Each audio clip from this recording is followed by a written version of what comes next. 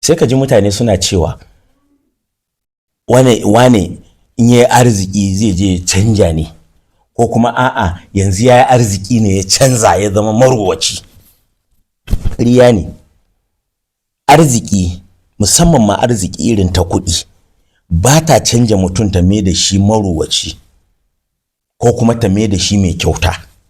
A'a, takan fito da halinka ne fili ta nuna ma duniya in dai da kai marowacin ne, sai kuma Allah yanzu ya arzurta ka da kuɗi sosai, to sai ruwan taka ta fito fili ta ruɓanyu, ta zamanto ruwan ya fi ƙarfin na da, kana yin shi like 300 or 500% na ruwan kaɗin zai fito fili cewa kai marowaci ne na gaske.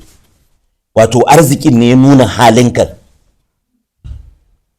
To idan dama kai kuma mai yawan kyauta ne, to zaka ga idan kai arzikin zaka ga kyautan naka ya ƙaru ne, ya ruɓanyu, ya nuna cewa kai mai yin kyauta ne a kan lokaci. Da can ɗin ashe dama kuɗin yayi kaɗan ne, shi yasa kake kyautan kaɗan.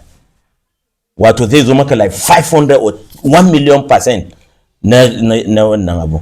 Saboda haka mutum ya yi ƙoƙari ya riƙe abu ɗaya, wato ma'ana idan kai mai kyauta ne kai ƙoƙari ka ƙarfafa wannan habit ɗin, domin idan kai arziki wallahi zai ƙara nuna wane ne kai. Allah ya sa mu dace.